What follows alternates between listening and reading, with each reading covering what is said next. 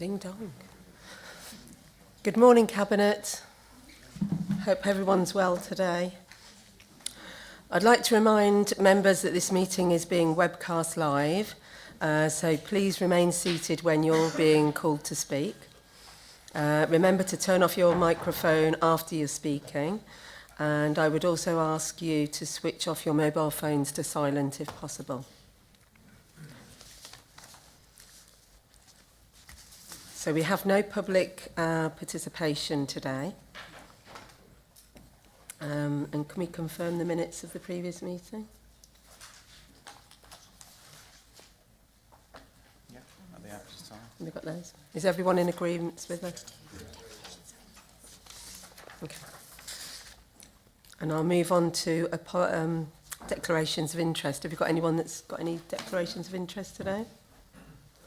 Look round? No? Yep, Madam Chair. Okay. No declarations of interest.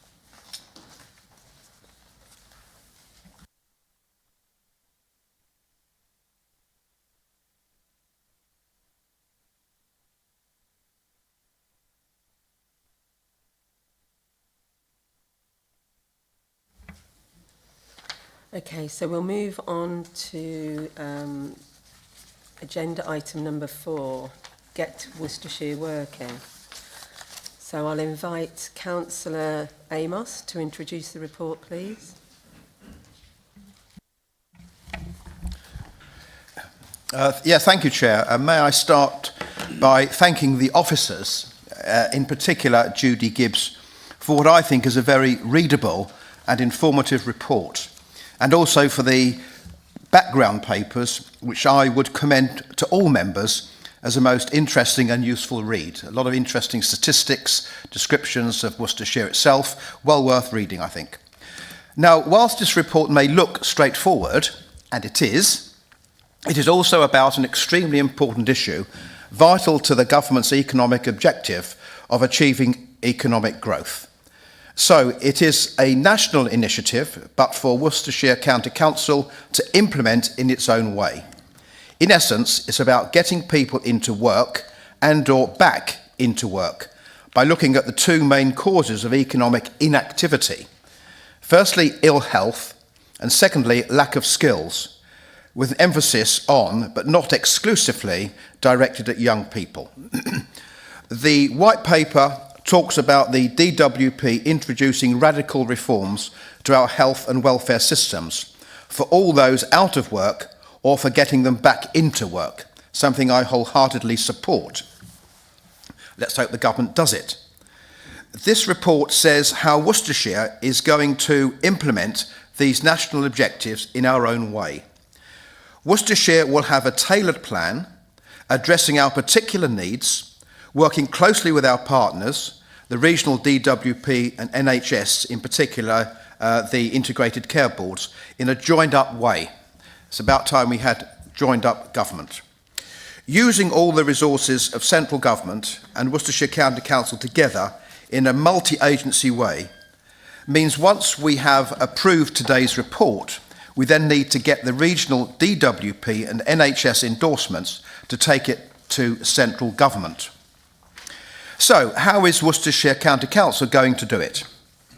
Firstly, intervention into the labour market is going to be targeted using the county's top-performing career service. And again, I would like to commend them. They are the top-performing career service in the country. We should all be very proud of them. We're going to be innovative and, as I said earlier, doing it in a Worcestershire way. No better seen the very exciting initiatives of skills boot camps, which are nicely explained on page 6 in paragraph 26 of the report. And with your indulgence, Chair, I wouldn't normally read out much of a report, but I think the skills boot camps are a very imaginative idea. They're very central to the delivery of this programme. So I will just read them out in case members haven't read the report and in case they've read it but forgotten it. It's very important. And the report says, skills boot camps are flexible, employer-led training programmes designed to help adults aged 19 and over gain in-demand skills that lead to employment or career progression. Delivered flexibly in up to 16 weeks, they are free to unemployed learners and at small cost to those in employment. Boot camps are tailored to meet local labour market needs. Developed in partnerships with employers, skills boot camps in Worcestershire focus on priority sectors such as digital, construction, engineering, green skills, health and social care, leadership, and most recently based on employer feedback, early years work. All the areas, Chair, where there are jobs available and where we need to fill them. In the last year, Worcestershire delivered 365 residents and is on track in 25-26 to deliver it to 500 residents. So I think we should again commend that initiative, very successful, and I'm very optimistic of their future. Now, whilst I want to concentrate on the main themes and don't want to get bogged down in statistics, I do just want to quote a few statistics which do highlight the very serious situation we face. Although in saying that, and I would emphasise it, that Worcestershire's situation is better than both the regional and national averages. Worcestershire's working age population is just over 350,000, of which 80%, just over 80%, are actually in work. The inactivity rate at 18.8% is better than the West Midlands' 22.5% and better than England's 21.1%. The key challenge is, as the report says, one of the most significant inactivity contributory factors is long-term sickness, which amounts to 34% of all economic inactivity. That is to say, in real terms, 23,000 residents. So I just repeat that. The most significant contributory factor is long-term sickness, 34% of all economic inactivity, 23,000 residents. Employment benefits for disabilities or health conditions have soared since COVID to an incredible 28,000 or 10,000 more than pre-COVID, and is, to quote the report, continuing to grow at unsustainable levels. And from what I've read also, England, the UK, is completely an outlier with what's happening in the rest of Europe. So this country has a problem. One of the main reasons given for health conditions is mental and behavioural conditions, which account for nearly half of all employment claims in Worcestershire. Nearly half of all employment claims in Worcestershire. And when it comes to fit notes, in the old days we used to call them sick notes, but now they're called fit notes. Well, it's a bit of an anomaly really, because they're saying, well, you're not fit, but never mind. So when it comes to fit notes, we are told, quote, from the report, a diagnosis was not provided for just over 50% of fit notes. Now that, Chair, is extraordinary. 50% of fit notes on which there is no diagnosis. The other 66% of inactive residents are there for a variety of credible reasons. So clearly, the government needs to take an axe to these welfare payments. For far too long, this country has been living beyond its means. It was always unsustainable, and it has now finally caught up with us, as it was bound to. A quarter of all central government spending is on welfare, and for decades it has been crowding out spending on essential services such as health, education and transport. Unfortunately, the government's pathetic attempt to lop off just a paltry £5 billion of welfare this year failed miserably. So the next budget will be all about yet more job-destroying tax increases. If its jobs and growth strategy is to have any hope of success, then it must at least stop this endless and absurd medicalisation of behaviours and attitudes for which there are no medical solutions because there are no medical conditions to treat. How depressing this welfare dependency is when 1 million young people are not in work, when so many claim they cannot work because they have anxiety or depression. This latest excuse for job evasion is completely unsustainable, and unless it is stopped, the economic change to this country and the nation's general welfare will be already irreversible. What kind of a life is it to be welfare dependent. What kind of a country have we become? Pursuant to that, Worcestershire has witnessed a rise in the number of young people, that is 16 to 18-year-olds, becoming NEETs, that is to say, not in education, employment or training. This is why I have been so keen and enthusiastic to pursue and develop the role of apprenticeships, where young people are in work, learning skills and building a fulfilling life. As the report says of the rise in NEETs, now at over 600,000 and rising, it could well be true one day, but now at 600 and rising, as the report says, this growing trend risks developing into long-term youth unemployment. So if we don't deal with the problem now, it's going to be worse later without fail. So, Chair, there is the problem. We have the solution identified in the report. Significantly, there has been a drop of 20% in young people entering apprenticeships. Like so much of this issue, things are all interrelated with consequences. So, drawing the threads together, we can say that Worcestershire's employment is achieving above the regional and national averages. We have a diverse skills base and a mixed economic profile. We will continue to build on our already strong, collaborative and integrated approach with the DWP and NHS in a joined-up way. And an interesting fact, I would just put this in, Chair, it's very interesting. Worcestershire has 21,000 veterans who, as the report has identified, show strong employment outcomes. So well done to our veterans and our war heroes. Get out there, they've got a job, they've got fulfilling lives. I congratulate them all. But of course, it would be a false picture to say we don't have gaps as well as our achievements. And we have listed these openly and honestly in the report, and also identified a good number of both short-term and long-term priorities. For example, Chair, the challenge in the scale of employment support needed compared to that which is available.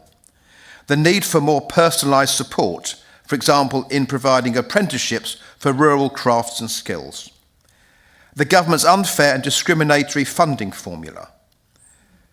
Funding cuts to all-age career service through the adult skills budgets. It's not just about providing skills for young people, remember, but also upskilling and reskilling for all ages as jobs change naturally. So we're not talking about just young people, we're talking about the whole workforce. Nobody's too old to work. Short-term grants from government, creating uncertainty and preventing proper planning of services, not to mention constant changes to policies and schemes, which prevents us being able to plan for the future and start new services and programmes. And finally, the lack of flexibility in funding to meet local needs. Remember, this is a Worcestershire plan to meet local needs. And the government needs to get out of the way and let us get on with doing our job in the way we see best, because we know best. Chair, these are just some of the points the report has highlighted to central government. So that is our message to government in a well-written report. Here in Worcestershire, we have avoided many problems, but the caveat is we're not immune to them. We're not immune to them, but we are doing well and we're doing above average on virtually every measure. So in short and in conclusion, Chair, if we want jobs, we need to create the climate in which they can be produced and prosper. This is what this report does. So I'm more than happy to move the recommendations.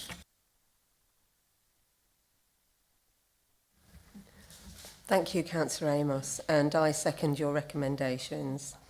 I think we've got other members of the Cabinet that want to actually speak on this. Councillor Taylor. Yeah, thank you, Chair, and thank you, Alan, for your detailed overview of that report. Excuse me, I do have a cold, everybody. My question to my fellow Cabinet member and valued colleague in this Reform Administration, Councillor Amos, will he join me and Councillor Joanne Monk in our capacity as elected representatives for Redditch East, particularly in the communities of Churchill, Winniates, Matchborough and Ipsley, and engage in local businesses to actively support our young people in securing full-time employment? The employment statistics for this age group in Redditch are deeply concerning at 7.1%. I know nationally reformed policies will be targeting this demographic in helping them attain full-time employment. I'm also aware that you have a plan to reduce benefit dependency across Worcestershire, and I believe this initiative aligns perfectly with that vision. Young people need structure, ambition and pathways to success. Without these, they risk falling into cycles of gang involvement and antisocial behaviour. By working together with local employers, we can offer them the motivation and goals they need to stay on track and build a future they can be proud of. Thank you, Councillor Taylor. Councillor Amos?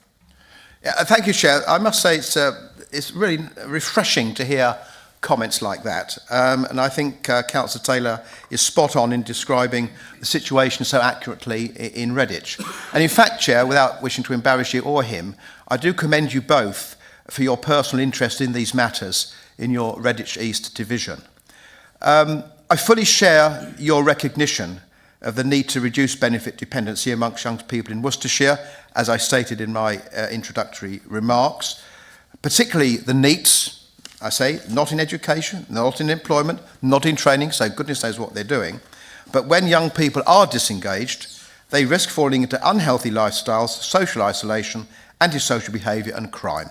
So again, all these things are interrelated. If you're not at work, what are you doing? I strongly agree that more must be done to engage employers in Redditch and across Worcestershire to better understand the barriers and challenges they face in employing local people.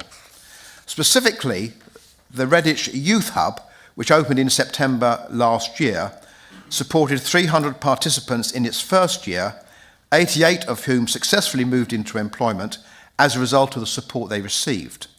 We have now started the second year of the programme, a continuation of the service under this administration, with 78 young people currently enrolled and 36 having already moved into work. Other participants have started training courses or accessed specialist support. So it's encouraging, it's good news, and it's just what we want. And in fact, Councillor Taylor and Councillor Monk indeed, I'll be more than happy to arrange a visit to the Redditch Youth Hub for everybody to see this excellent work in action, which is frankly inspiring our young local people to provide the support which they need to get a good career locally based on a fulfilling job, and therefore they will have a fulfilling life experience as well. Thank you, Councillor Amos. I can see we've got plenty of councillors here again. Is there anyone that wishes to speak? Councillor Kent? Thank you, Chair, and thank you, Councillor Amos, for bringing this report. Obviously, having sat in this portfolio for the last year or so prior to the change of the administration, I've seen at first hand the hard work that's been done with quite limited resources in terms of driving forward some of the items that are within the report. I think I'd like to draw the Council's attention to one of the things, and it'd be interesting to see what Councillor Amos thinks about this moving forward. In paragraph 12, I think, on the summary, it says that since 2015, Worcestershire as a county has added over 2 billion to its economy, created 34,000 jobs and delivered 17,000 new homes, which is obviously clear evidence of a county investing in its future. I suppose with the pressures that are on the county throughout with house building, I just wondered how he felt that he could continue that progress moving forward. I've got a couple of other questions as well, Councillor Chair. Would you like me to put them all or just wait for them one by one? Do you wish to do them one by one, or would you like to do them all in one go? That would be helpful, Chair, then I won't forget. If we're doing one at a time, Councillor Kent's happy with that. I'm happy to take as many questions as he likes anyway, it's not in a constructive manner. Housing, yes.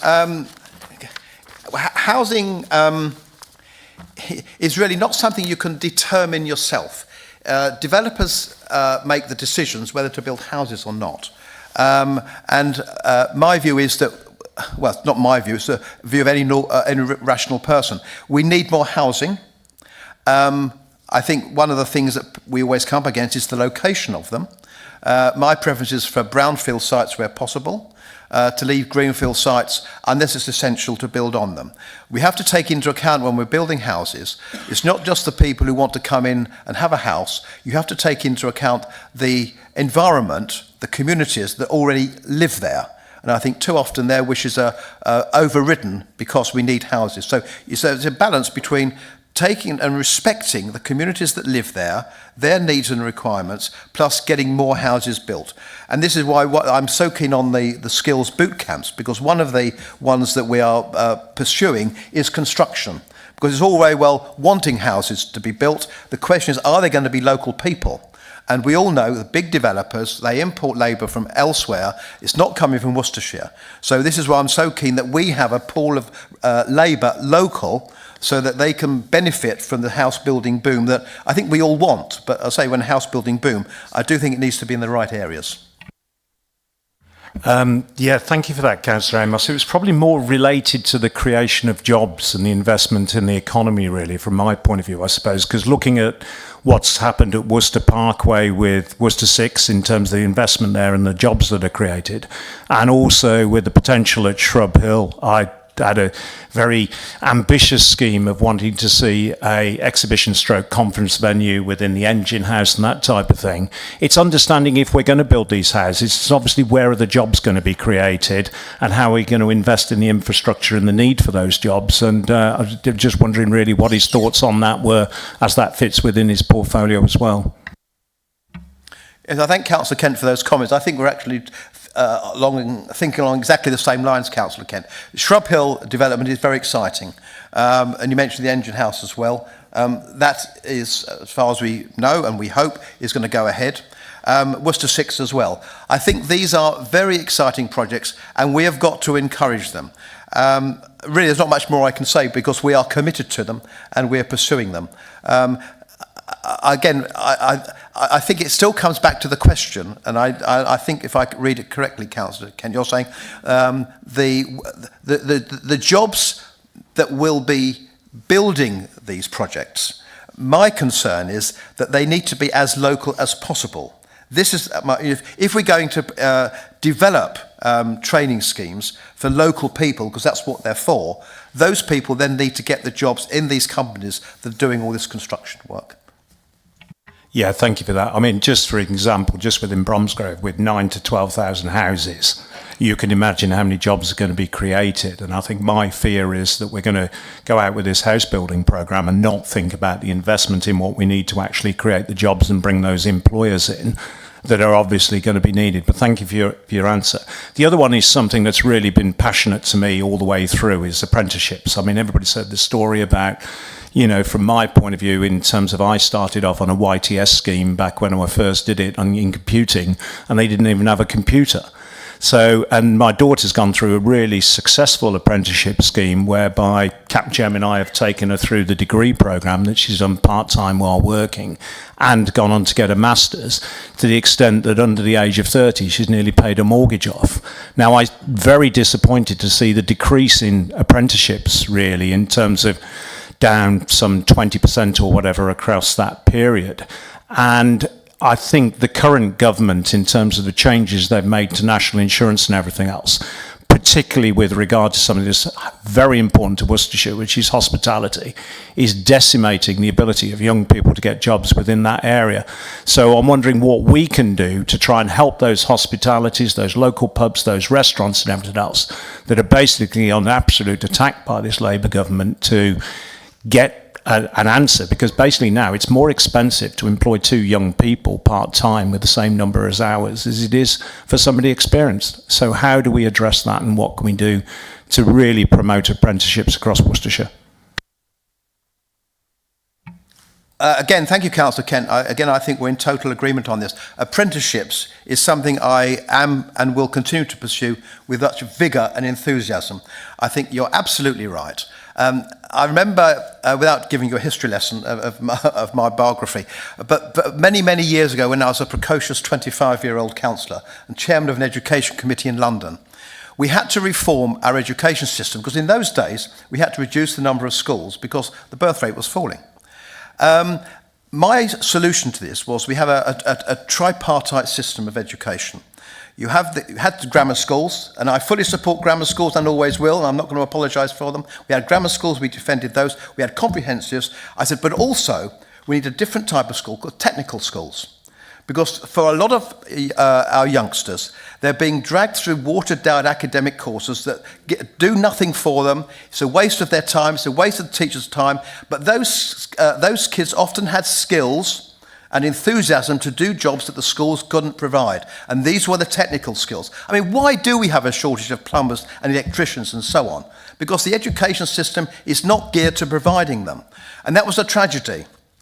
And I fought with my colleagues, they were Conservative at that time, I fought with my colleagues and I lost that battle. They didn't want technical schools. So there it happened. So any kids for whom a comprehensive wasn't suitable, and they're not suitable for everybody, in my opinion, were dragged through unacademic courses, were trouble at school, and achieved nothing, had nothing to contribute to the economy. A great pity. And that is my view now why apprenticeships are so important, why I'm so keen on skills boot camps, because they're an example of putting something into practice. And the reason I mentioned, Councillor Kent, there has been a decrease in 20% is because it bothers me and it concerns me. And we are certainly will be and are addressing that. Certainly, your points about hospitality are very, very much taken on board. Tourism, as you may know, if you read, well, I'm sure you don't read all of them, but if you read some of my press releases, you would know that tourism now is over £1 billion industry in Worcestershire. £1 billion. People turn their nose up at tourism, but I do not know why. It's labour intensive, it employs people, and it contributes enormously to the economy. And it's county-wide. So that's a brilliant industry, like hospitality. It's small businesses often, but throughout the county, labour intensive. And this is why, again, we're focusing on that. I totally agree with you, Councillor Kent. The national insurance contribution increase, it is not a national insurance contribution increase, it's a jobs tax. It's as simple as that. And what I just do not understand with this wretched government is why, if they want economic growth, they're doing everything to stop it by taxing jobs, by putting up taxes on everything that moves and everything that doesn't move. And that is not the way they're going to get jobs. It's not the way they're going to get economic growth. So I don't understand why they're so stupid, but they are. So I think we would agree on that. One final question, Adam. Yes, thank you. I mean, just thank you very much, Councillor Amos. It's, obviously we sat alongside each other for quite a substantial period of time, so I do know your views. The only thing, and I'm absolutely delighted to hear that you really believe we should be investing in education. Thank you, Councillor Kent. We've got Councillor McVeigh next. Thank you, Chair. Thanks to officers, particularly Judy, for what is an excellent report. I used to work in the field of kind of careers, information advice, guidance. So, yeah, it's really interesting to me to notice that the trends actually haven't changed that much, I don't think, and since when I was working in that area. Yes, there's a rising number of NEETs, as the report states, with over 600 16 to 18-year-olds currently being NEET. The Cabinet members made some questionable claims, in my view, about made-up illnesses and our young population, so I'm going to stick to the facts. This time of year is the key transition and statistic gathering time for post-16 NEETs. It's a particularly difficult time for care and for care-experienced young people who have relatively poor outcomes, even in relation to the rest of the young population. One of the main problems is that they often don't know where they'll be living. They don't know where their placement's going to be as they approach the time when they're about to leave school. So as I've got Cabinet's attention, I thought I would raise this here and ask what we can do to ease this transition. For example, could decisions be made earlier in the year? Could young people know in January where they're going to be that autumn so that they can plan about where they might go to college or where they might work, how they're going to get there? Can you imagine what it must be like to make those plans throughout the year as you're planning to leave school, to find out that your placement has changed and now you can't get to that place? So that's a really important thing that I think we need to address. Finally, really, young people who aren't working are often engaged in the same activities as older people who aren't working. They're looking for work, they're volunteering, they're engaged in informal learning, they're carers. As the CMR pointed out, formal education is failing some young people. You might be aware that roll-on, roll-off courses and short courses are rare because they are currently unaffordable in relation to the funding available. That means that a young person who starts a college placement in September finds out it's not for them, maybe for the reasons that I've just talked about. They can't get there, they've moved. They have to wait another year before they can formally engage in education again. So that's another issue that needs to be looked at. So two main points for me there. One about care leavers and care experienced young people knowing where their placements are. And secondly, about short courses, investing in short courses and roll-on, roll-off programmes. Thank you. Thank you, Councillor McVeigh. Councillor Amos, your response? I thank Councillor McVeigh for those comments. They're very constructive, and I think many of them are very valid too. Certainly, the education system has let down a number of our pupils and will continue to do so, I'm afraid. The point she makes about care leavers not knowing where they will be living, I think is a valid point, and I will look into that. I think so. Thank you, Councillor McVeigh, for that suggestion. The second point, I think, if I could encapsulate that, is I think the answer to the second point is that people need better careers advice. I'm delighted, and this is why I keep saying it, because it's true, that Worcestershire has an excellent careers service. And I visited some of the events and seen the staff and spoken to them. Committed, dedicated people. So I think when people start a course and they change course, it's not for them. That is all part of learning and growing, and that's not exceptional. That doesn't bother me as such, because what A levels do you take? Well, you don't know. You start them, then you change your mind. So there's got to be flexibility within the system. But I think that's where the career service comes in. So I would simply commend, if she knows anybody in particular, to contact our career service for advice and support and encouragement, all of which are there in high quality. So on that point, on the first point, I do accept that sometimes there are poor outcomes because of people's domestic circumstances, so yes, I would agree with that, and that is why I think I will look into that, Chair, because I think she's made some very valid points. Thank you, Councillor Amos. Councillor Bowen?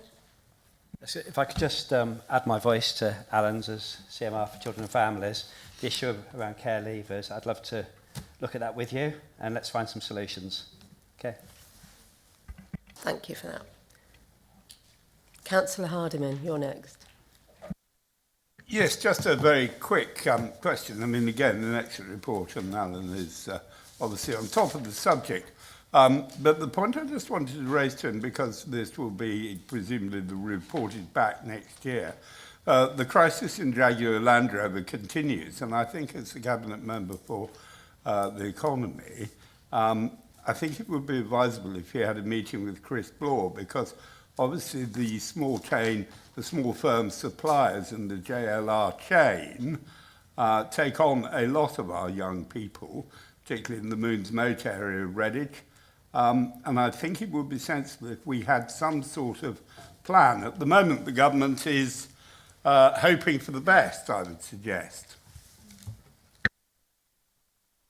Thank you for that. Councillor Amos, response? Yes, I thank Councillor Hardman. I think, again, it's another very sensible suggestion. I welcome these constructive points that people are making. Always happy to meet with Councillor Bloor, ex-Councillor Bloor, now MP Councillor Bloor. So yes, but it's the supply chain that bothers me, Councillor Hardman. You're absolutely right. This is where the problem lies. Smaller firms, the knock-on effect, as I keep saying, these things in economics are always interrelated. There are no silos in economics. So yes, happy to meet with him, presiding here, prepared to meet with me. But in the spirit of constructive activity, definitely, Councillor Hardman, thank you for the suggestion. Thank you. Councillor Boatwright-Green? Thank you. Not quite sure about some of the comments made. I have been a teacher for 11 years, and I also employ young people, and I can honestly say some of the descriptions of what I've heard has been nothing like any of the young people I know, but maybe we know different people. Obviously, jobs can add to fulfilling lives, absolutely, but so can good homes, good health, family, dogs, cats. So I hope we get the balance right so that people can actually have a fantastic life. But there's shortage of plumbers and bricklayers and numerous other vocations. It's been caused by the fact that funding's been ripped out of further education. And I say this as someone who has extensive experience of further education. And that was supported by, to be honest, your government at the time.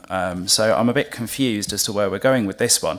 But what I wanted to ask was, at the moment we've got huge numbers of colleges basically consolidating courses into super campuses.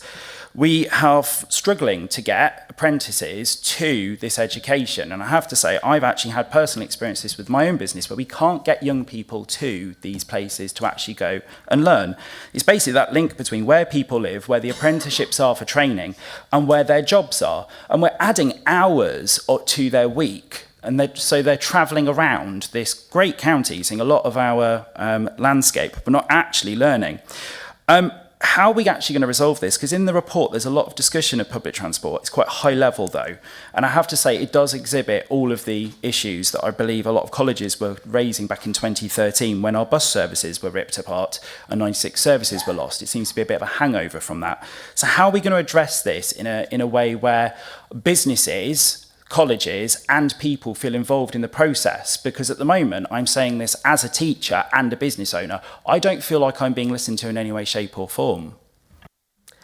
Thank you, Councillor Boatwright Green. And can I just commend you on wearing so many hats with all the jobs that you do all at once? Thank you. Councillor Amos? Yeah, thank you, Chair. I thank Councillor Boatwright Green for his constructive comments.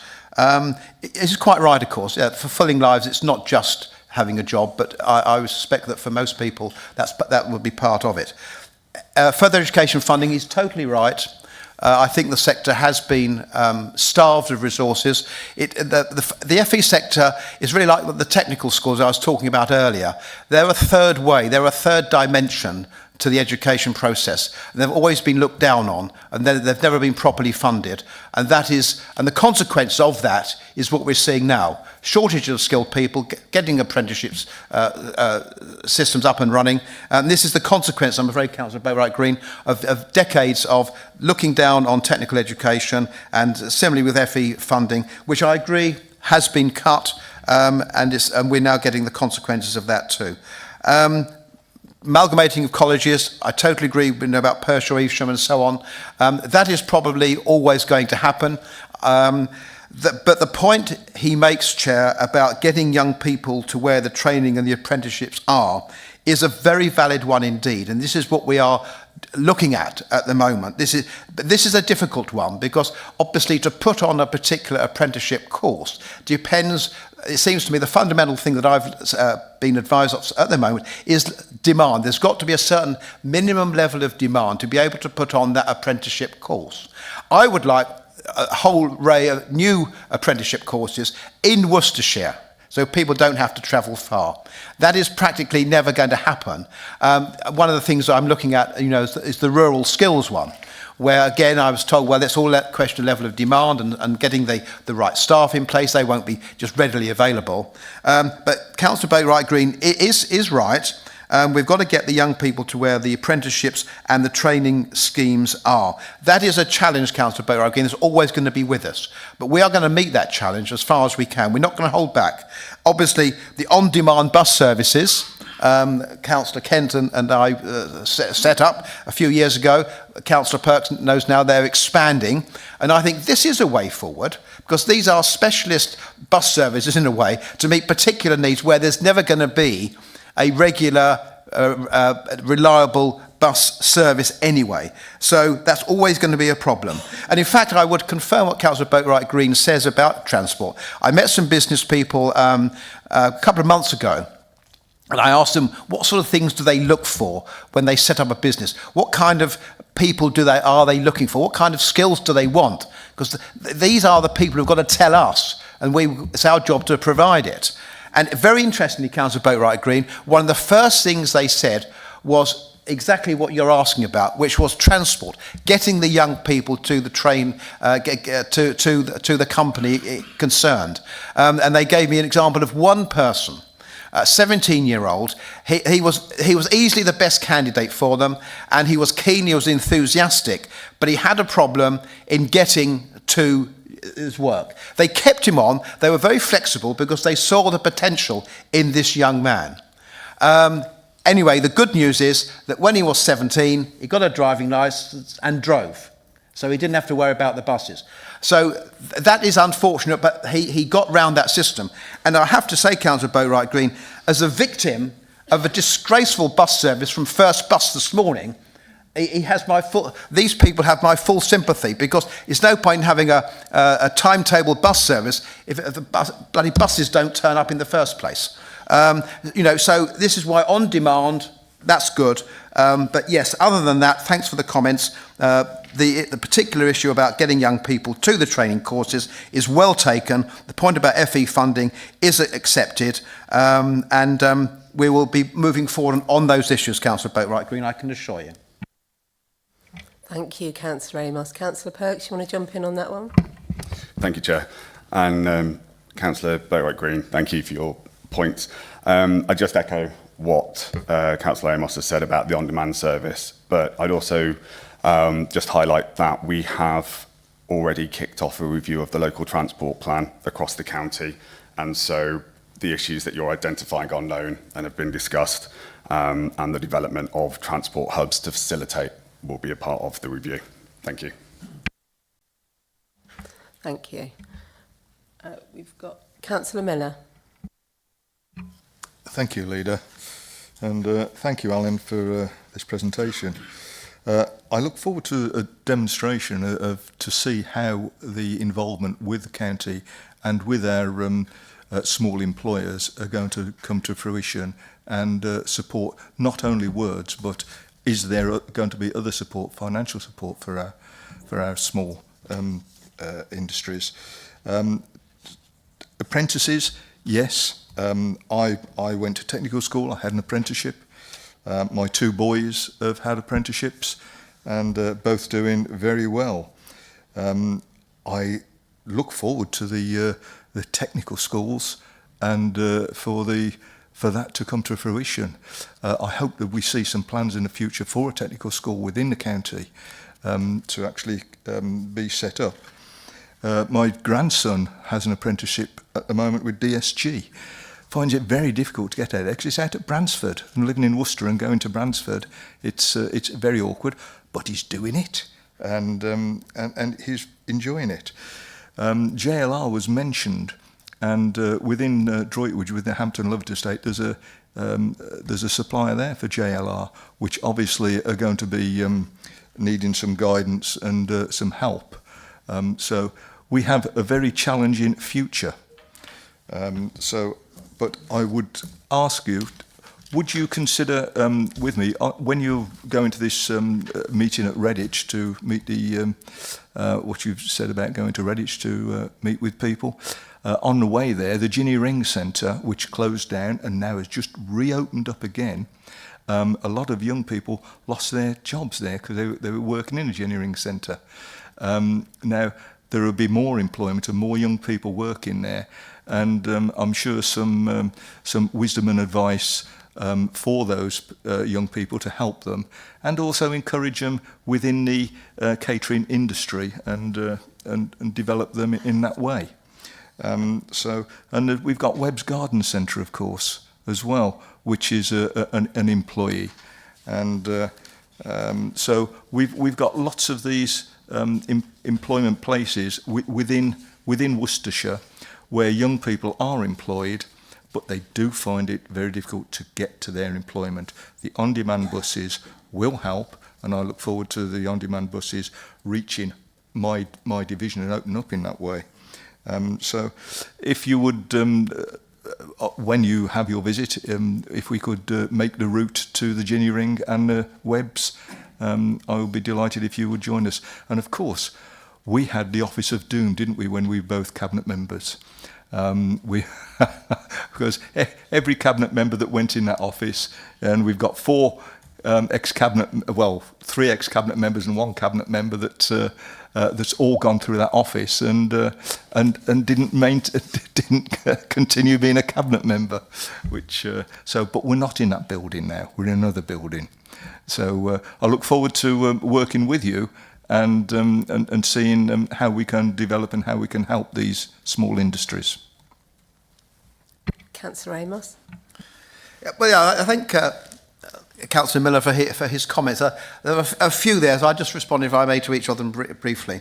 I think the fact that Chair has had a technical education, his children have had a technical education, proves my point. They're well-balanced people, they've had an education that meets their needs, their skills, and this is exactly what I want about. Finding an education that meets the talents and the abilities of children. They don't all have to be watered-down academic courses. I admire plumbers and electricians because I don't understand a bit about it, and I admire and watch them.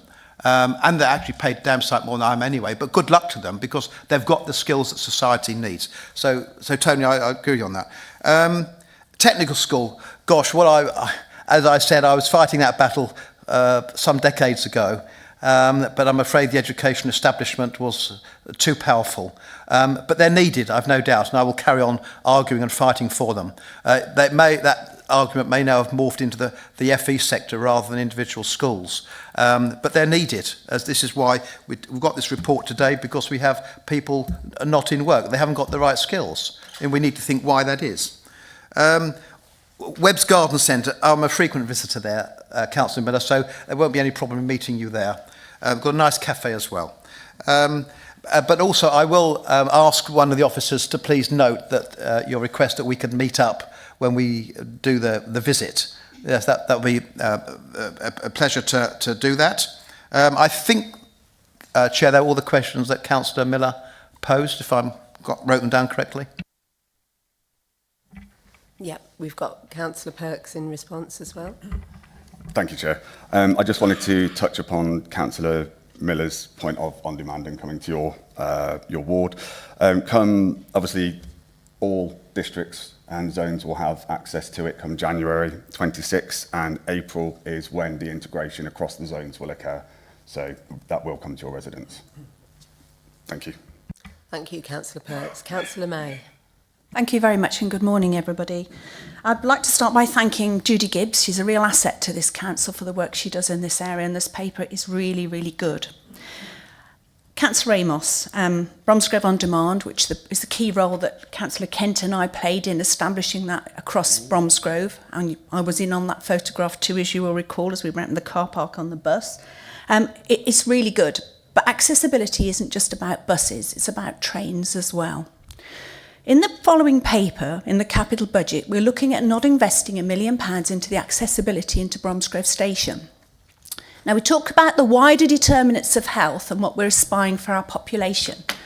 Will you support me and come to Bromsgrove and look at the accessibility issues we have at Bromsgrove Station?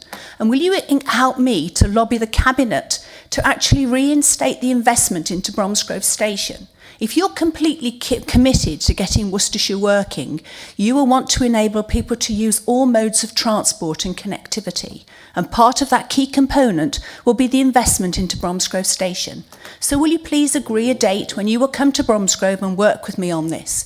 Bromsgrove Station is a fantastic station with 350 car parking spaces that the previous administration invested in over a number of years.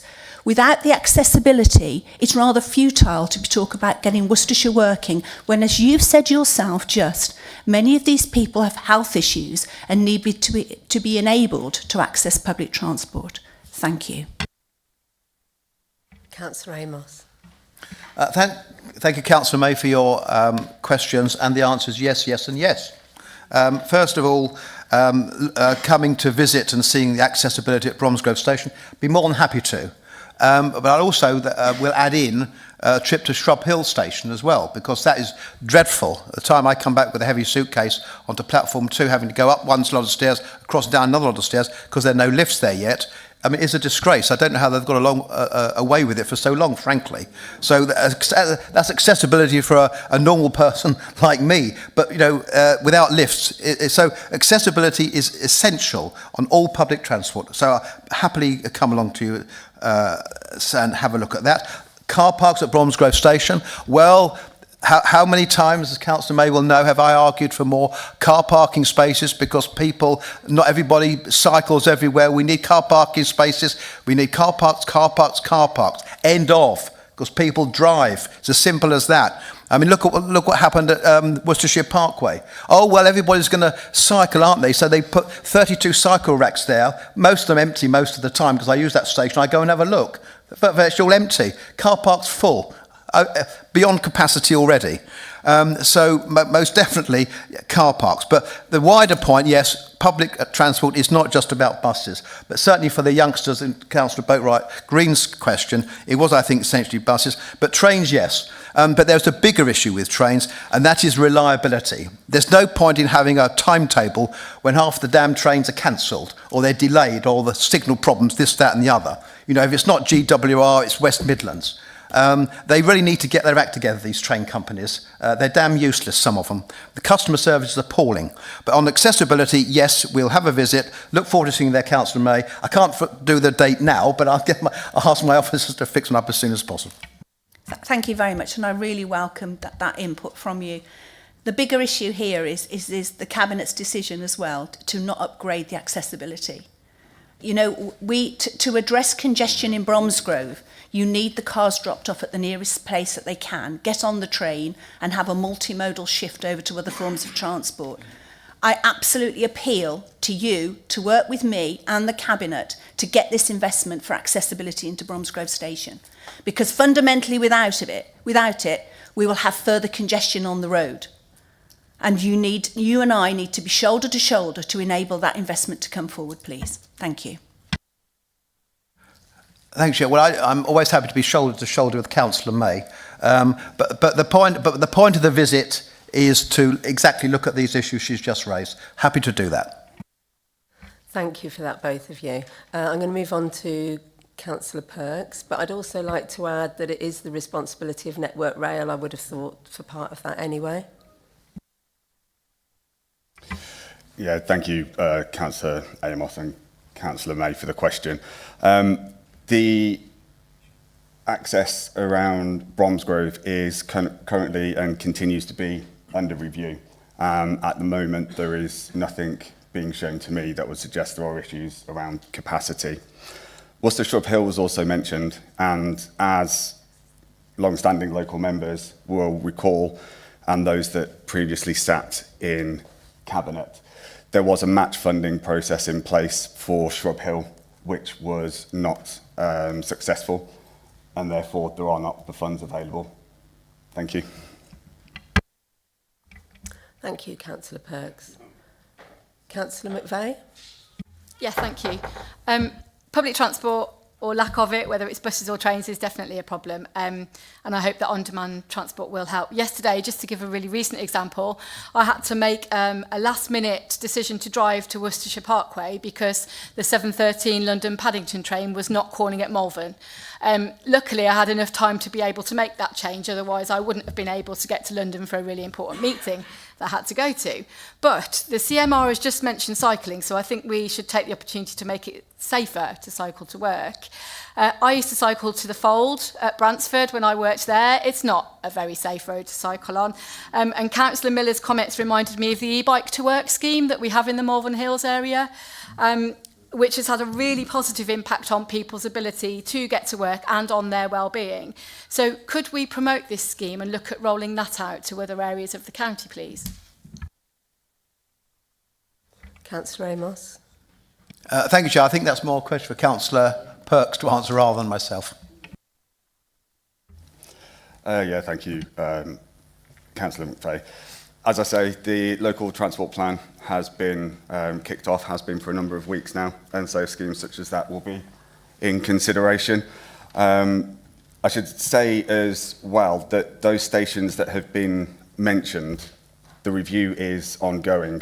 I'd also point out that those comments made with regards to rail services, I will ensure are passed on to the West Midlands Rail Executive. Thank you, Councillor Perks. Have you got any more to add, Councillor Amos, before we move? No, can I just thank colleagues for the constructive tenor of their questions. I think it's very helpful. This is not party political. This is about getting people back into work, which we all want for various reasons. Society benefits, the people themselves benefit. So I hope we can move forward together on this, because there are clear issues, we've got to get our message over to central government, which is not always easy. But the government, frankly, has got to listen to what we've put in this report, because what is in this report is absolutely true, and it is the way forward. If they don't help us, we won't make much progress. If they help us, if they work with us, we can achieve great things. Thank you, Councillor Amos. So is the Cabinet in agreement that we set out in paragraph 1A and B? Yes? Agreed. Thank you. Okay, so we move on to agenda item number 5, resources report, budget monitoring, month 3, 30th of June 2025 to 26. Yeah, I move the recommendations 1A to 1F of the report. Before I ask the Section 151 officer to speak, do I have a seconder? I will second recommendations in paragraph 1A to F of the report and will speak after Phil Rugg. Councillor Wharton? Oh.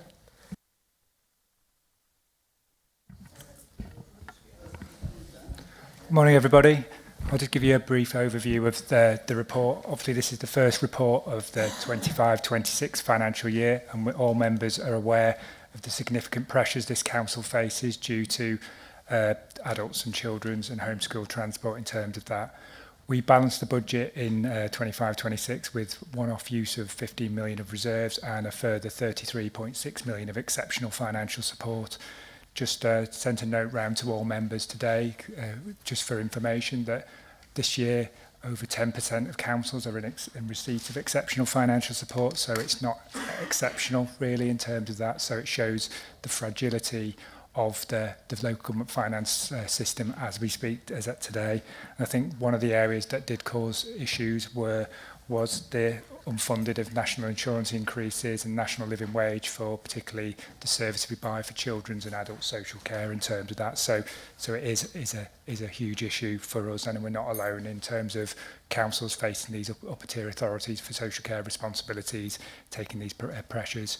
I think the scale of the financial challenge that the council is facing is considerable, and the costs are increasing faster than the rate that we've got income preceded. And at the first quarter, at the end of quarter 1, we've got overspends forecast in adult social care of around 7.9 million and children's social care at 4.3 million.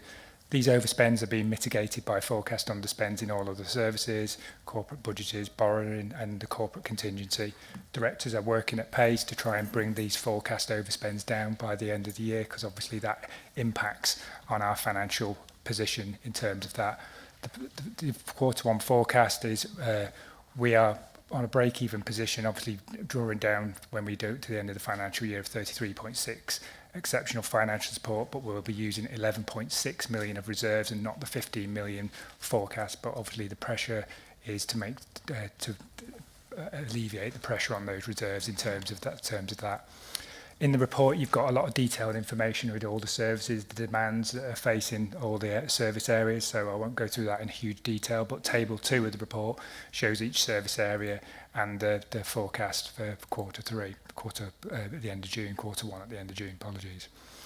There's another section in the report around the forecast on the savings programme. So with the council, we had a 12.5 million savings programme, around 82 are rated green or delivered, and there's 0.3 million of red savings. So obviously we want to find alternative delivery to make sure we get back on track in terms of the savings for 25-26.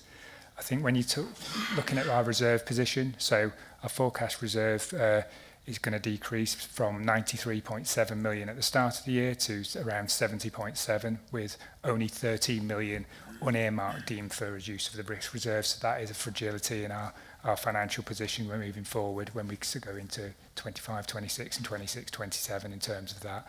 I think one area particularly to note, on which I'm really concerned about, is our dedicated schools grant position.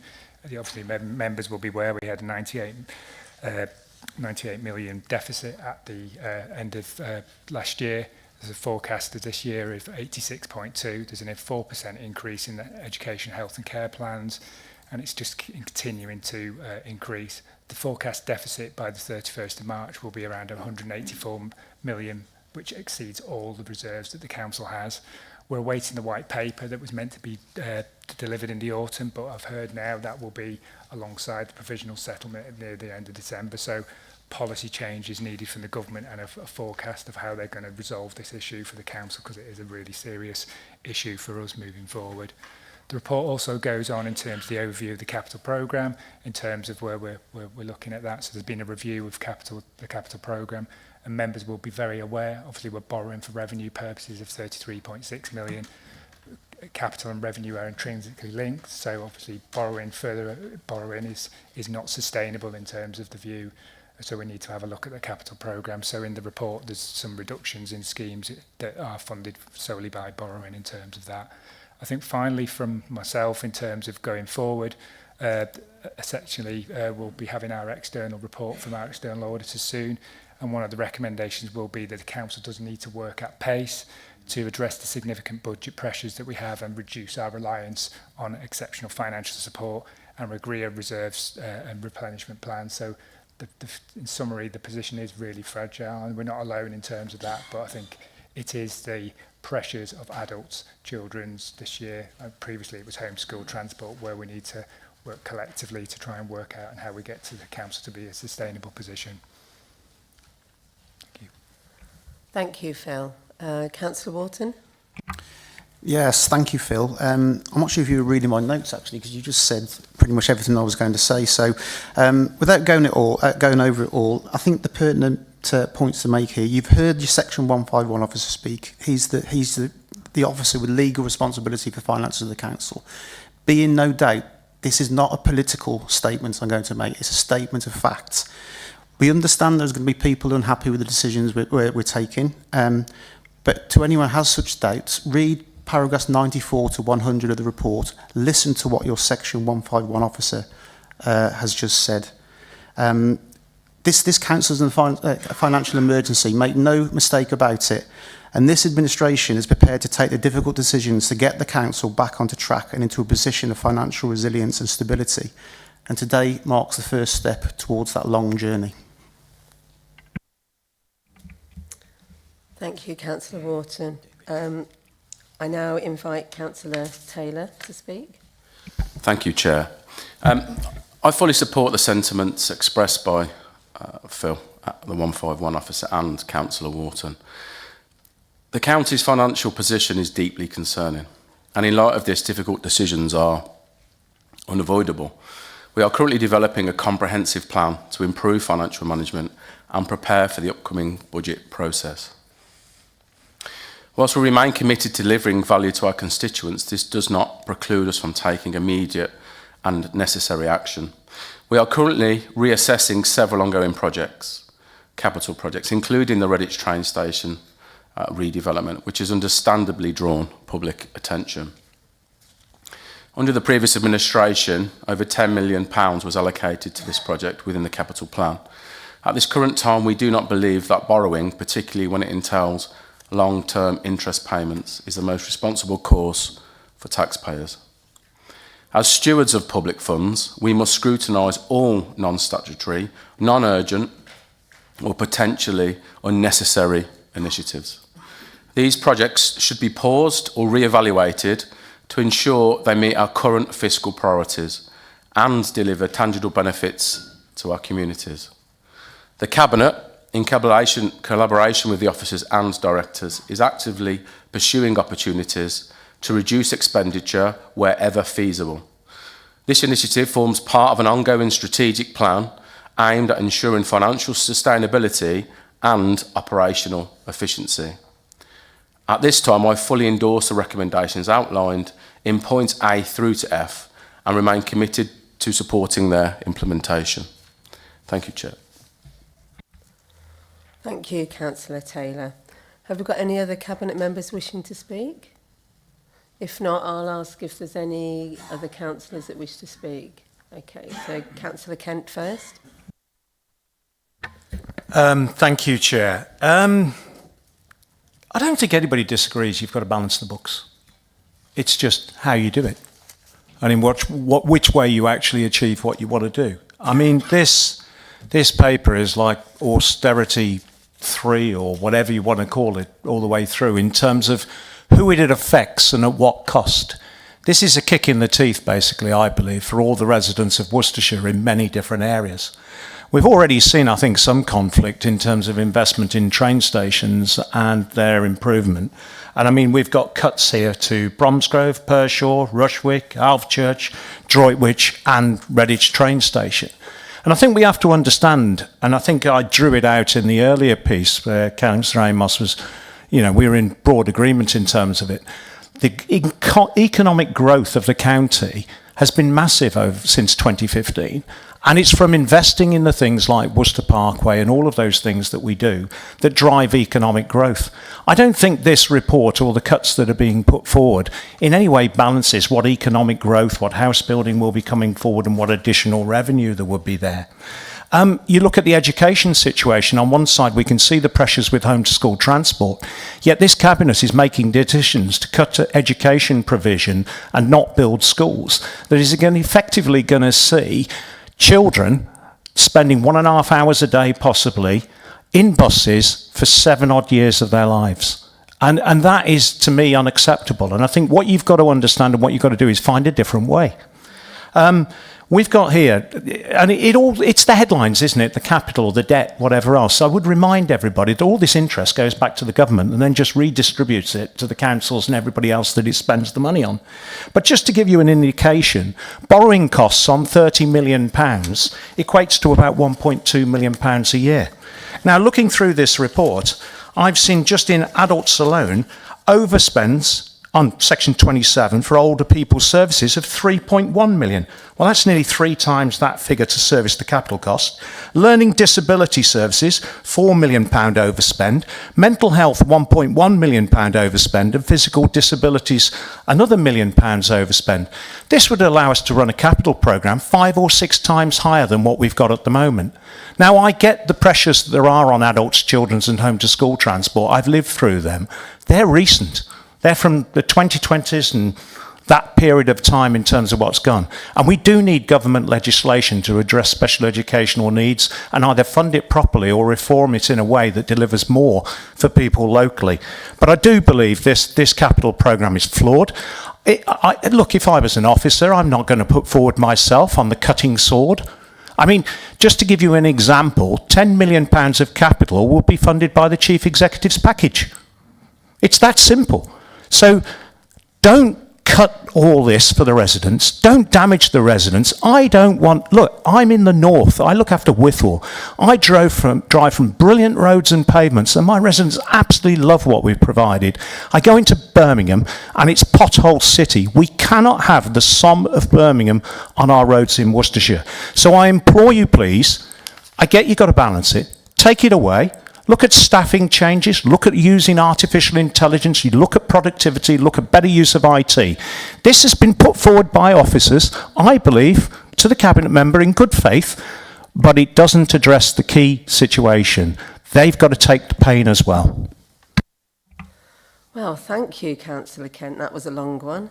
Okay, so firstly, I think you understand that Network Rail should be responsible for the train stations, not the taxpayers, and I think the taxpayers need to know that, firstly.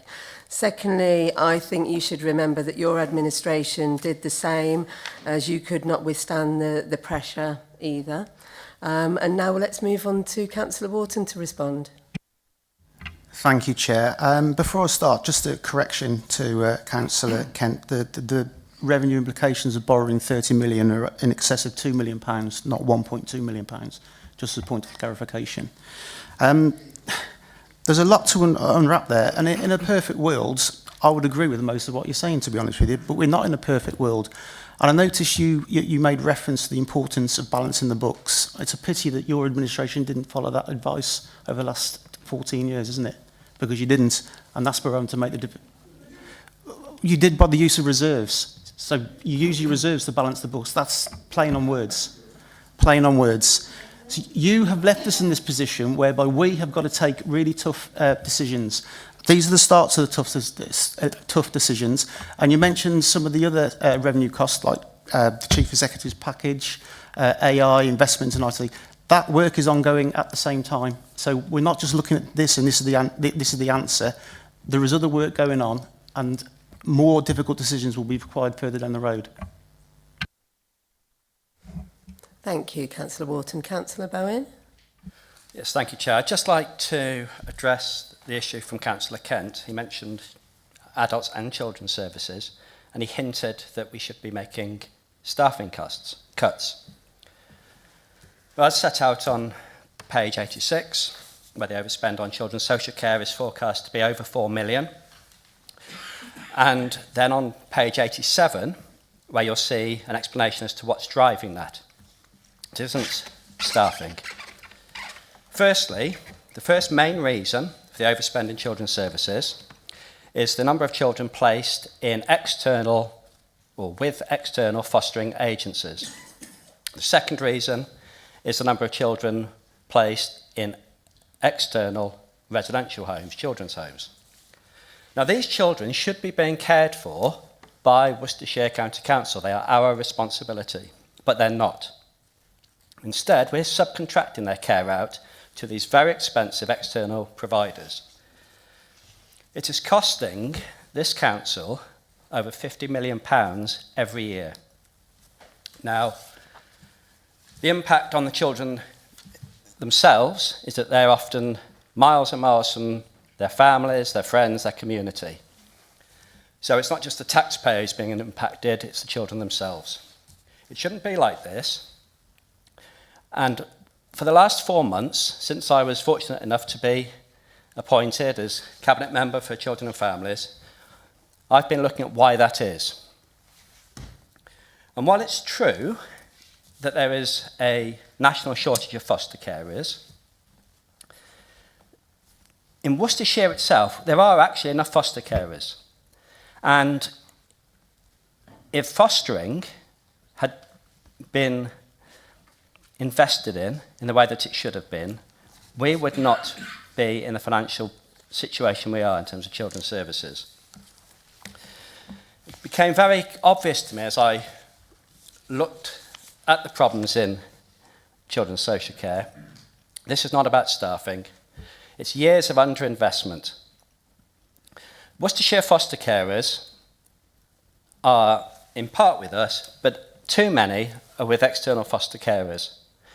It's because they get paid more and they get better support. Why is that? Well, under the Conservatives, our Worcestershire foster carers did not have a pay increase in their fostering fee for more than 3 years. On top of that, they imposed a practice model that was not fit for purpose, and it resulted in foster carers not getting the support they needed. Staffing in the fostering recruitment team is down to just 2 people. That's why we don't have the foster carers that we need to look after the children who we are supposed to care for. That is why we are spending tens of millions of pounds on expensive external placements. Fostering in Worcestershire had become the Cinderella of children's services. When I looked at the figures in June, this council was losing foster carers quicker than it could recruit them. Something has to happen, and something is going to happen. Just last week, we wrote to our foster carers telling them what we're going to do. We're going to fix the mess left by the Conservative administration. We're going to bring these children home. And for Councillor Kent, I would say this. I know how passionate he is about fostering. I know that he's running a marathon for Bernardo's. But have a bit of humility, because it was the Conservatives who left this service in the state that it's in. And perhaps a little bit of quiet reflection, a little bit of working with us instead of criticising and undermining, and we might actually start to solve the problems that this council faces. Thank you. Chair, could I please, as named, can I come back, Bowen. please? I would just like to come back on that, in a positive way, if that's possible. Sorry, is it your turn next? I don't know who is next. You can respond to that question, yeah. Thank you very much, Chair. I don't really understand where that came from. It looked just sort of like a pre-prepared speech, to be honest. But if you had had a conversation with me about fostering, you'd have known that I've been driving this forward for the last 2 years as much as possible. And we implemented the super foster caring network as well. And I've recruited residents who are actually on that programme and offering that care. So I'm very close to what is going on. And the situation we've got, it's very difficult, isn't it, really? Because you've got a scenario, and it links in with special educational needs as well, where you could have respite care and you could have somebody looking after a foster child who's seeing that child taken in a taxi to a particular placement many miles away for several hours at £100 a day cost on the taxi side. So I'm fully aware of that, but I will not take anything in terms of the amount of work that I've put in to try and encourage the recruitment and foster carers. And I don't believe we've got enough foster carers at all in Worcestershire. We clearly haven't, and we do need to recruit more. Now, we implemented a magazine that was going out, and I think the last issue, and I haven't got the exact figures with me because I wasn't prepared, but I believe we obtained nearly 200 odd applications from one of the magazines that went out, which was particularly driven and delivered to nearly every home in Worcestershire to encourage people to come forward as foster carers. Now, it's quite clear to me that the best solution for those children is a stable home with foster carers in a local area where those children can also go to school. We certainly don't want to be putting children into residential homes unless it's absolutely necessary and only a short-term step. So I'm very happy to work with the Cabinet member concerned to drive the recruitment of fostering, and I do hope, and one of the reasons I'm running that marathon is not specifically to raise money for Barnardo's, which is a great cause, but also to raise awareness across Worcestershire of absolutely what we need. We need as many people to come forward as foster carers as possible. That will then help negate the issues that we've got with the budget and reduce those huge costs. But at the end of the day, we have to operate, as I'm sure you're aware and everybody else, within our means. And I refer to the overspends in adult services. Yep. And at the end of the day, if you're given a budget, you've got to try and work to it. There are circumstances, I'm sure, but I'm more than happy to work with Councillor Bowen on this. Thank you, Councillor Kent. Councillor Perks wants to comment? Did you? Oh, no. If I could just quickly respond. The point was, Chair, very simple. That it was years of underinvestment by the Conservative administration and the failure to support foster carers in the way that they need by the Conservative administration that has led us to the situation we're in. While acknowledging the personal commitment of Councillor Kent, it's a call for a little bit of humility, a little bit of recognition that the current situation was caused in part by his Conservative administration, and that was it. Thank you. Councillor Hardiman. Much, Leader. I'm going to move slightly onto a different topic, if I may. Paragraphs 91, 92, 93, which is Carl Perks's portfolio. One of the things I was slightly disappointed about was the Have Your Say roadshows, which, of course, concentrated on the reorganisation of local government. And clearly these plans have been in the making for a considerable length of time. And I think it's a great shame that Reform, being such a popular and populist party, didn't decide to go out and face the public and see what they would have thought about basically a considerable cut, somewhere in the region of £12 million, to the roads maintenance of the county. Now, there's nothing inherently wrong. They can indeed use the local transport grant. I would suggest to them that it is probably an unstable line of financing because we don't have the definite detail, is my understanding. And of course, in the fairer funding review, it probably will not continue in the current format. But there is nothing the matter with that. I think that what I would have liked them to have consulted on would be the cancelling of, or the postponement until it could be afforded, of the Hampton Bridge, because there's a project that started off as an £8 million project, £4 million from the developers. I think it's now north of £16 million. And if they would postpone or do that, then they would be able to keep the local highway members' highways fund going, and they wouldn't be making these cuts to the structural carriageway works. Because to remove £12 million out of the highways maintenance budget, they will get away with it for a year. They will get away with it possibly for 2. But what they will do is build up an enormous long-term bill. Because let me assure you, once you lose the network, it is very expensive to get it back into condition. Thank you, Leader. I mean, final point, Hampton Bridge, 16,000 people. What they're proposing here, an effect on every man, woman and child across the whole of the county, some 620,000. Pity you didn't talk to them first. Sorry, Councillor Hardman, I thought you'd finished and then you regurgitated again then. Sorry, Councillor Perks? Did you want to comment? Councillor Wharton, you wanted to respond.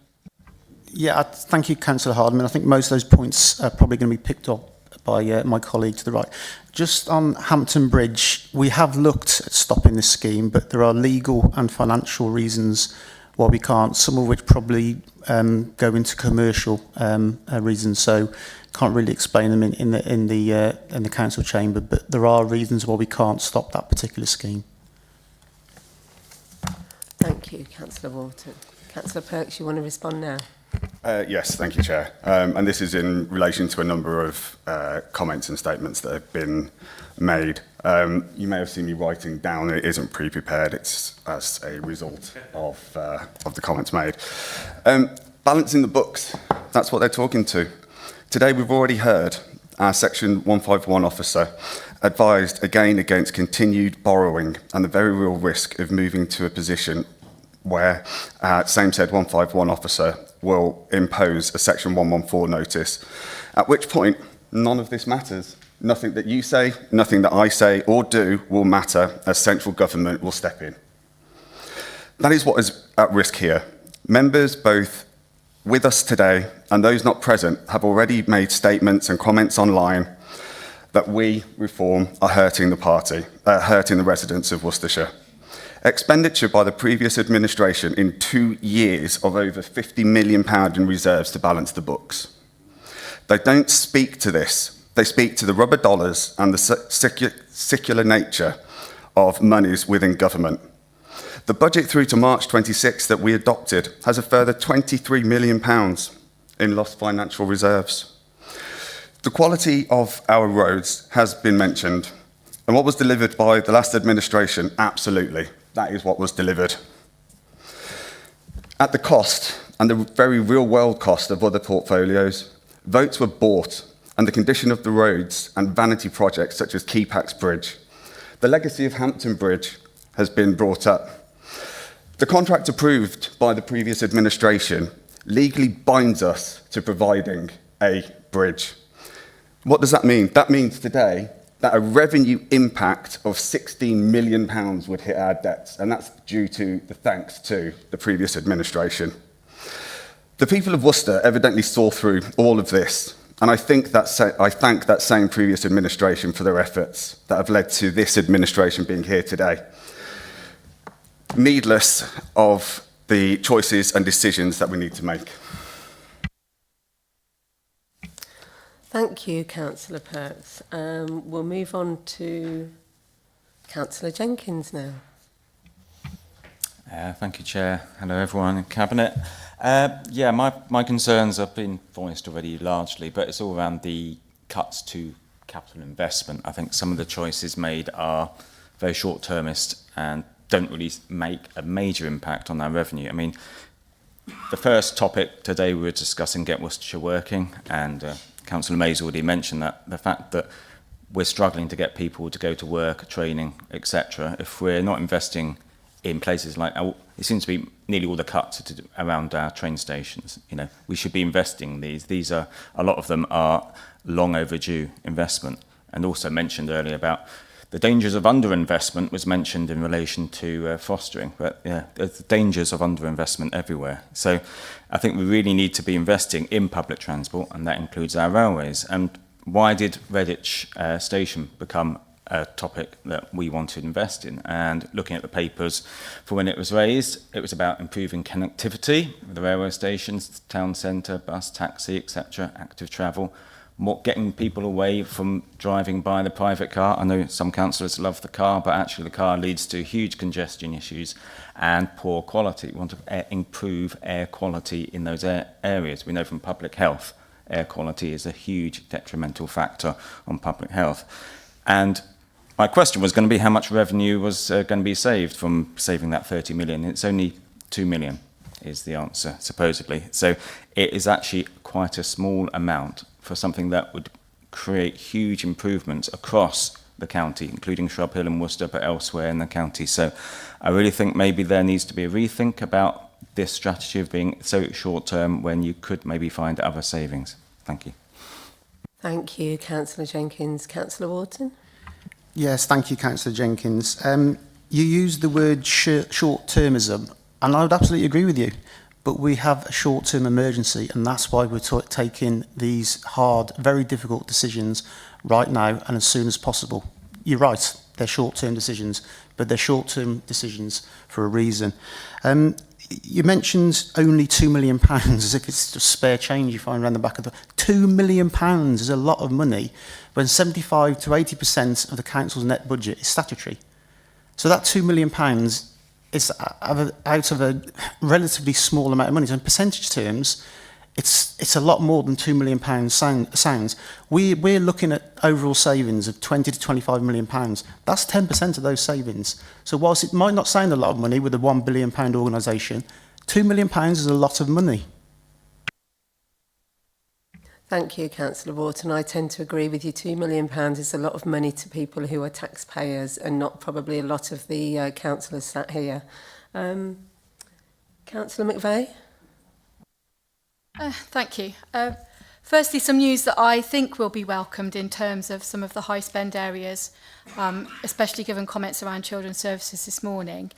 Yesterday, I was at a cross-party local government association children, young people and families meeting, where we discussed the key issues that we should be lobbying government on behalf of all councils, because we're all facing the same struggles financially.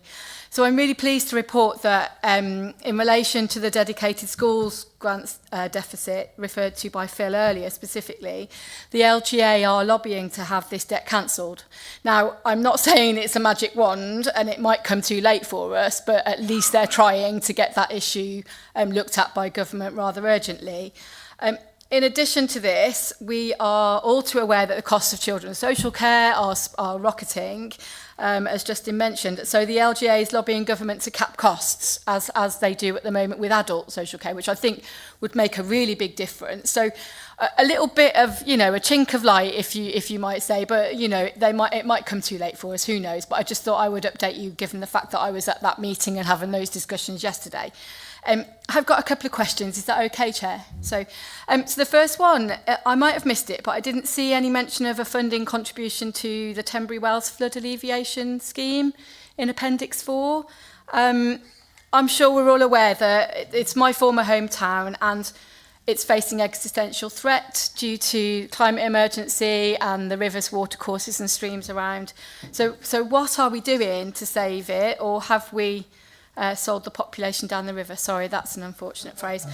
And then in relation to the local members highway fund, points 91 and 92, funding's usually used by us as councillors to enhance safety by installing signage and traffic calming measures, VAS units, etc., at the request of residents. And they're often our eyes and ears in the community at street level, aren't they? So I'm just wondering what the impact of that decision will be on our communities in the long term. Thanks. So just a couple of questions there. Thank you, Councillor McVeigh. Councillor Cresswell? Yes, thank you very much, Councillor McVeigh, for that. I'll answer the question about Tenbury Wells. Flooding on rivers comes under the remit of the Environment Agency, and the cost for Tenbury Wells flood management scheme is quite high, to be honest with you. So what they're doing at the moment is they are working on a flood resilient scheme where they're assessing properties and where they will fortify those properties so that water ingress will be minimised. Thank you. Councillor Bowen. And I can add a bit more detail on that as well, as the Divisional Councillor for Tenbury. We've actually been working really hard on this. The funding gap from the Environment Agency, and the reason Tenbury hasn't got the Defence settlement scheme that we were all hoping for, was because of an 8 million funding gap through the government to the Environment Agency. So what we have secured is the individual property resilience. So they've identified up to 200 individual properties where they will conduct surveys, draw up a flood prevention plan. So, for example, it's boards for doors in the event of flooding, cladding to walls, but all the individual properties, and then that will be implemented. So that we are well on top of that and working with all the local stakeholders to achieve that. Thank you for those responses, but with respect, those plans have been in place for quite a while and they don't work. I was there when we were evacuating residents from their properties that had the floodboards in front of them. The shops and businesses are not able to operate. Many have moved out of the town. They can't get insurance. The town council can't now even get any insurance for its properties. So it really is an important issue, and I appreciate the fact that government have dropped the ball on this one and that costs have escalated, but we can't put it off. We need to make some serious decisions about how to protect that town, its residents and businesses, and whether that is looking at alternative schemes, I don't know, but we must still have a commitment to that community and to that town. Thank you. I completely agree, and that's why all I can say is trust me on this when I say we are working really hard. The town's very dear to me. I spend a lot of time there. Shopkeepers, I met with them just last week, Tenbury Traders Association, and they know what we're doing. And don't worry, we are fighting very hard for Tenbury. Thank you, Councillor Bowen. Councillor Cresswell. Yeah, just to add to that, we already said flood defence is expensive, and you say that flood resilience doesn't work. The alternative is not to try at all, and us in Reform, we're going to try. We're going to try and do our best. Thank you, Councillor Cresswell. Councillor Perks, one final thing on this. Thank you, Chair. Just want to come back on Councillor McVeigh's point around impact on local communities. The vast majority of our road networks already have VAS and safety signs installed. That's not to say there isn't a continuing need to review that and for more. Where there are safety issues, and those can be evidenced, we'll work with local members.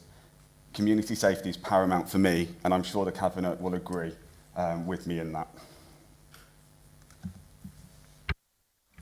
Thank you, Councillor Perks. Councillor Boatwright-Green. Thank you, Chair. I've got 4 very specific questions, so do you want me to take them? They'll be quite short answers, I assume. 2 at a time, okay. Right, so our roads, generally, I believe are considered to be good. Our footpaths, however, not so much. Removing the local members' highways fund pretty much removes how we've been dealing with pavement resurfacing in the Pershore area. We've had Cherry Orchard, Wood Terrace, Stonewall Terrace, Main Road in Wyrepiddle, Avon Road, and we've dropped curbs in Pinvin, and Three Springs Road is being done this year. With this being removed, how are we going to fill the gap as our footways do not want them to be crumbling further? Just on the topic of the bridge in Evesham, it's £6 million from our local transport grant from the DFT. What else could we use this money for if we weren't using it for the bridge? Councillor Perks, if you can respond, please. I'll come back on the bridge first. I'm not sure if my words were heard previously. If this bridge does not proceed, there is a real world impact to us of £16 million plus that we have to pay back. 6 million for something, 16 plus for nothing. I think our community would rather the worst of those two evils. Regarding the footpaths, absolutely, we have to look after them. It will be in, unfortunately, a diminished fashion. Thank you. Your last two questions. Don't really feel like I've got an answer to what the DFT money could be used for, but I'll roll with that. 79 to 81, the special educational needs and the social care sections. It makes points of improvement can be made within the reduced budget, additional provision can be met within the reduced budget, schemes can be met within the reduced budget. Are we talking about the same provision that we were trying to get with the existing budget, or is this going to be reduced? And point 87, reduced expenditure approved in February 2022. Now, we knew that with the train stations, this was a long-term series of projects. For instance, Rushwick has no train station and does actually require us to build up to 1,000 new homes in that area and does require a lot of investment. The Pershore project's been ongoing, I think, probably since I was born, and is something... Thank you, Councillor Hardiman.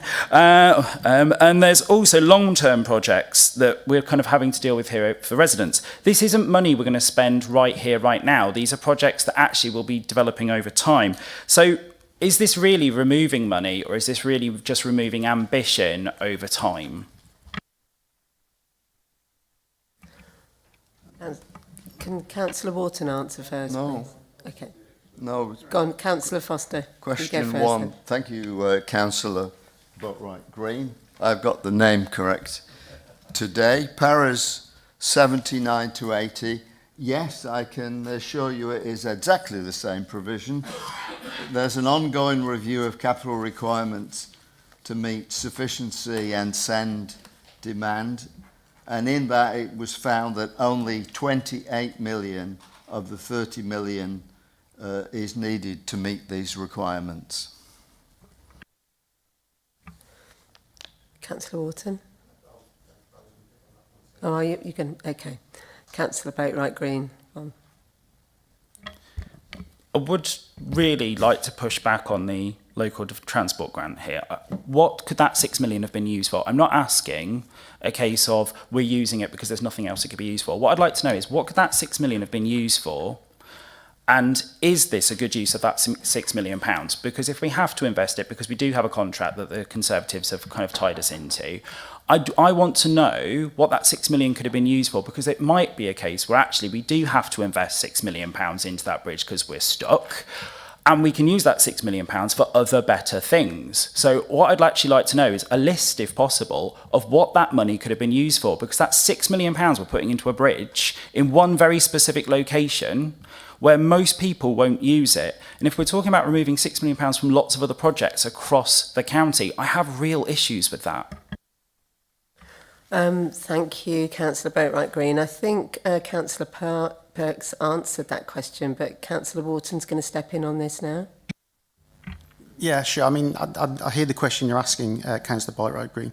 Obviously, without knowing the conditions of the money that we've received around how and where we spend it, I can't answer that question now, but we can certainly get back to you with a list of where it could have been spent if it wasn't spent on here, so we can get back to you on that, if that's okay. Thank you for that, Councillor Wharton. We have Councillor Miller now. Thank you, Leader. I've been informed that the tree planting programme in Dodderhill is not continuing due to maybe not the use of deer guards or to protect the trees that were going to be planted. And also it looks as though there's a programme for the sale of that land where the trees was going to be planted. Could the Cabinet Member with responsibility for environment tell me, is this a programme which is going to run through Worcestershire, that we are going to be selling our pieces of land to fill our pot? And I would really like an answer to that. And I've got one more question or statement to make afterwards. Thank you, Councillor Miller. I just want to remind the previous administration about the £35 million EFS that they used to balance the books, but we'll move on to Councillor Cresswell first. Thank you very much, Councillor Miller. Tree planting in Dogger Hill and deer management plan. My understanding here was because the last administration could not sort out a proper deer management plan for this, they couldn't get the grant to get the trees planted. And that's what it was about. The second point you came out there was about selling land to fill the pot. There has been talks with the National Farmers Union in the past, and they continue to go on about these areas going back into local farming land. So, yes, it's on the table to sell, but it is not a done deal yet. Thank you, Councillor Cresswell. If I may come back with the second part of that. Yes, I'm just coming to you, Councillor Miller. Thank you, Leader. With the order for these trees and everything, our growers and everything, is there anything else going to be done with those trees that were being grown for us? And what are we doing about that? And finally, just a comment on the on Tenbury Wells and the flood alleviation. The the IA Environment Agency and the Rivers and Canal Trust decided this programme some time ago and didn't carry out their work in good time. They was also offered at the time the use of the local farmers to reduce the cost of this bund and this flood scheme. That didn't happen either. I feel the residents of Tenbury Wells have been let down by the Environment Agency and Rivers and Canal Trust, and we should hold them to account.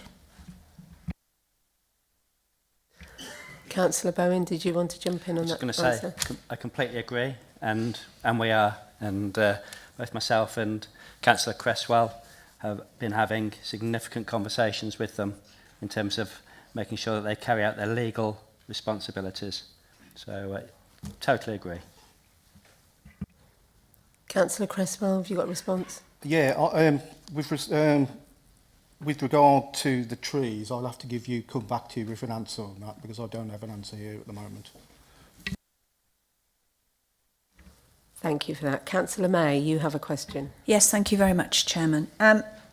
Councillor Perks made a comment about issues with capacity. I wasn't raising an issue about capacity at Bromsgrove. What I was asking about is accessibility.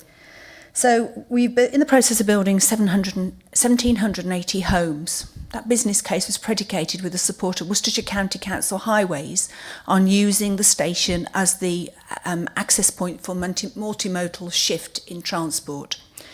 We're now saying that we're not going to do the accessibility issues to address in Bromsgrove. I have major concerns about this, particularly with the building of 1,780 homes. And you have some of your backbenchers that are very vocal about these houses and they shouldn't be built there.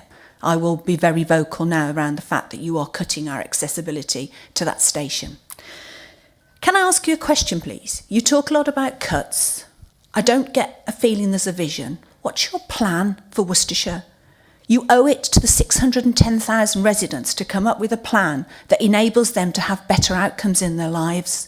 And I'm not feeling it, I'm not seeing it, I see no evidence.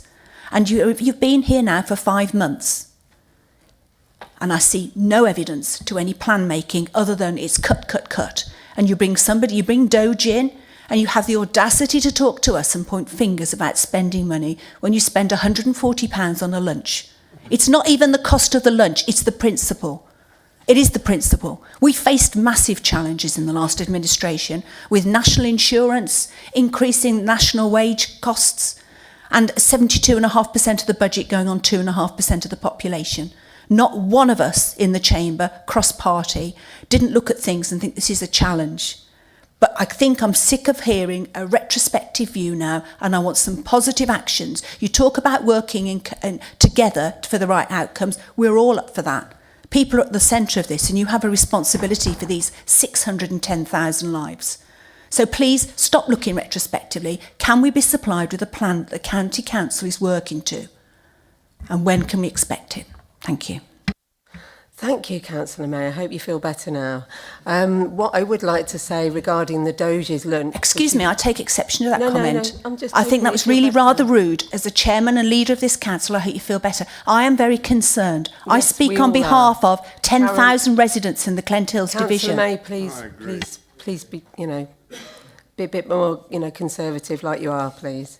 Okay, I was going to respond on the money that you keep responding to about the meal from the Doge. Firstly, I'm sure we can all have a whip round amongst us reform councillors and pay for that because it is minimal, and we were getting the money back for that. So I'll just finalise that for you, and I think Councillor Taylor will reiterate that as well. Sorry, I haven't finished. It is the principle. I know Can you I haven't just ask finished, you just but to it's your remain sarcasm silent? to me. And I think it's wrong. If the Nolan persist, principles... Councillor May, I will ask you and put you on a first warning, please. That's fine. Put me on a first warning because my residents would turn around and say, with the cuts we're facing, do it. Thank you, Councillor May. I think you're rather rude also. So please keep calm and carry on. Okay, let me get back to it. Okay, Councillor Wharton, would you like to respond? Thank you. Yeah, sure. Councillor May, you asked us what our plan is, and just for a point of clarity, it's actually 4 months, pretty much the day we've been here, not 5 months. The plan is very, very simple. It's to avoid this council going into bankruptcy. It's as simple as that. That is our plan for the time being, because it's the only thing that really matters right now in the county. And in terms of the challenge, yes, you did face challenges, but you didn't face up to them, did you? You didn't make decisions that we're having to make now, that you could well have made last year or the year before had you really wanted to meet those challenges, but you didn't. And I'd just like to add that if Phil Rook has to call in the section notice, which is effectively equivalent to bankruptcy, and the commissioners come in, which would happen if we don't take these actions, the commissioners will arrive, and the first thing they will do is put your residents, all our residents' council tax up to 10%. Is that what they would like? Councillor Perks. Thank you, Chair. Councillor May, the monies for Bromsgrove were to look to improve access to the station, not to do the physical works.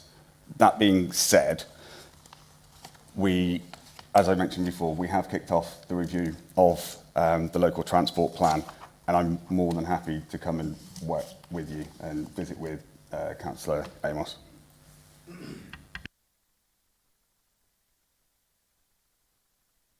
Councillor Hardman. Thank you very much, Chairman. Yes, just to reiterate yet again, almost to build on Councillor May's comments. At the moment, I do feel as though we're engaged slightly in the City and Sweep show here, because what you're doing is you're waving a string of sausages above the Punch and Judy pulpit, which is the capital programme, where, of course, the real problem is sweep down below, which is revenue issues. The revenue budget is under tremendous pressure. And as yet, I see no sign of how you are going to reform the revenue budget. I see no sign of a new corporate plan, which I would have expected to be able to reform and get spending under control, because the revenue budget continues to grow. And we heard that from the 151 officer. I was expecting from reform, and that's what you campaigned on, there was an enormous amount of waste here. There was an enormous amount of incompetence from the officers, which I would personally have disagreed with. And certainly locally, you gave the impression that it would be easy to freeze the council tax. Well, I'm afraid to say, I don't see any of that coming to fruition.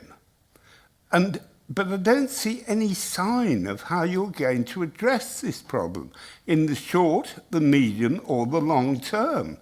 And certainly what you are not doing is talking to the people of Worcestershire. Your only hope, as far as I can see, is government is going to step in, or you get local government reform. I think both of those are starting to look to be quite remote.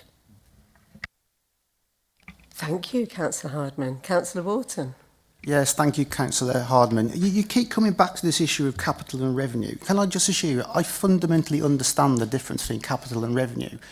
But borrowing for capital purposes has a revenue implication. And you've seen this morning, that's in excess of £2 million just on the 30... £2 million is a lot of money when you're looking for £20–25 million worth of savings. It's 10%. And in terms of looking at a plan at the revenue budget, that work is going on. You cannot expect us to have come up with solutions for 14 years of mismanagement in 4 months. That work is going on behind the scenes, and at the appropriate time, you will all be included on the decisions and the choices we have to make.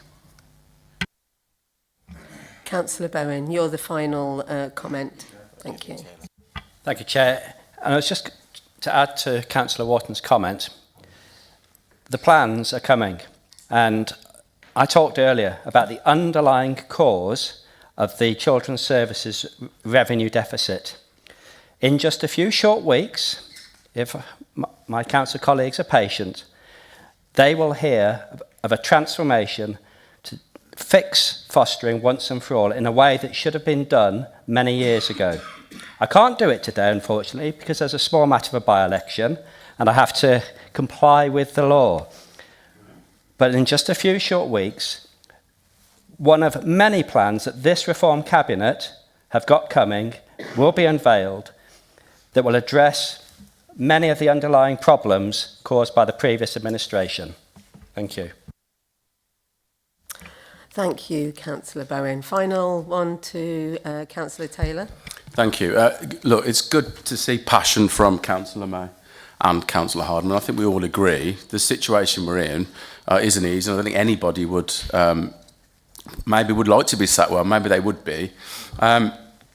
It's worth noting that these decisions that we are going to make are going to affect people's jobs, their lives, potentially where they live. We're talking about children's social care and adult social care, but are among just a few of the services that we've got to delve into deeper. You cannot expect a new administration who have been in for 4 months, Karen, to come in and make those decisions on snap judgments without looking into the figures and the services and talking to the staff and getting advice from the officers. This is something that we're working on. We're not walking into this with our eyes closed. I think we'd all agree across the cabinet, in fact across our party, we were voted in to make change. And that's change to this administration. And we will make the changes that we have to make. Unfortunately, some of the changes we have to make are difficult and will probably take some time to put forward. But I can promise you from the bottom of my heart and the rest of the Cabinet, we are working towards trying to improve the situation for our residents, and it isn't easy, as straightforward as it seems. Thank you. Right, thank you, Councillor Taylor. One last word to Councillor Wharton. Thank you, Chair. Yeah, I've heard the debate in the chamber today, and I understand the frustration. I do understand the frustration. Believe me, I'm frustrated too. But if I'm just giving an analogy, we're in a car hurtling faster and faster towards a financial brick wall, and there's too many people concerned that they're uncomfortable because the aircon's not working. Thank you for that. I think we've had a very emotional, heated debate this morning. So is the Cabinet in agreement with the recommendations set out in paragraph 1A to F? Agreed? Okay, thank you. So that concludes the business of Cabinet and the end of the meeting. A bit longer than the first one we had for 20 minutes again. Thank you very much, everybody.